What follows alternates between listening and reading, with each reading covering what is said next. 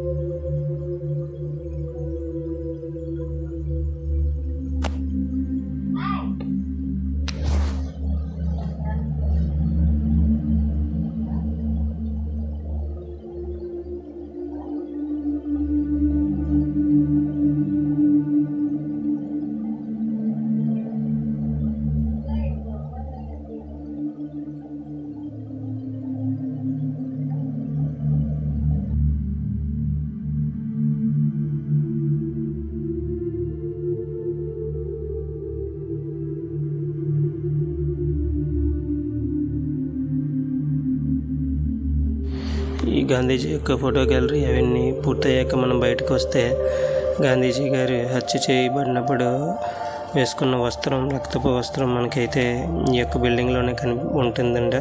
అయితే మనకి ప్రజెంట్ ఇది కన్స్ట్రక్ట్ అవుతుంది. సో మనలో అయితే ఎలా చేయలేదు లోపలికి. సో అది మీకు చూపించలేకపోతున్నాను. మీరు నెక్స్ట్ టైం వచ్చినప్పుడు అది మాత్రం తప్పక చూడండి. నెక్స్ట్ మనకి ఈ పక్కనే ఈ యొక్క శిల్పాలు అయితే మనకి కనిపిస్తాయి. ఇవి చూసినప్పుడు మనకి పురాతన కాలంలో ఎలాంటి పనితనం ఉన్న శిల్పులు ఉన్నారో మనకైతే క్లియర్గా కనిపిస్తుంది. చూసారా, ఇది ఎన్ని ఏళ్ళు పట్టిందో ఏ విధంగా ఆకృతి అయితే రావడానికి. సో అప్పటి కాలంలో ఉన్న శిల్పులందరికీ ఇలాంటివి చేస్తుంటే ఎంత పనితనం ఉందో మనందరం ఒకసారి గుర్తు చేసుకోవచ్చు. ఇప్పటి కాలంలో ఇలాంటివి అయితే అసాధ్యమే చెప్పాలి. అప్పటి వాళ్ళ యొక్క డెడికేషన్ ఆ విధంగా ఉండద్ది. సో ఈ యొక్క ఆకారాలన్నీ కూడా ఆ విధంగా తయారు చేసినవే. నెక్స్ట్ మనం ఒకప్పుడు కిలోమీటర్లకి మైల్ రాయి అని చెప్పేసి అనుకునేవాళ్ళం. ఆ రాళ్ళన్నీ కూడా మనకి ఇక్కడ డిస్ప్లే చేశారు. చూసారా, ఈ రాళ్ళన్నీ కూడా మైల్ రాళ్ళ కింద ఉపయోగించేవారు. ఇలాంటి మ్యూజియాలకి తల్లిదండ్రులు పిల్లలను తప్పక తీసుకుని వెళ్తే ఇలాంటి పాతకాల విషయాలన్నీ కూడా తెలుస్తాయని అయితే మాత్రం చెప్పొచ్చు. సో ఇంతటితో నా యొక్క వ్లాగ్ని అయితే పూర్తి చేస్తున్నాను. ఇప్పటి వరకు నా యొక్క వ్లాగ్ చూస్తూ సబ్స్క్రైబ్ చేయని వాళ్ళు ఎవరైనా ఉంటే తప్పక సబ్స్క్రైబ్ చేస్తారని కోరుకుంటున్నాను. Thank you for watching Viraj vlogs.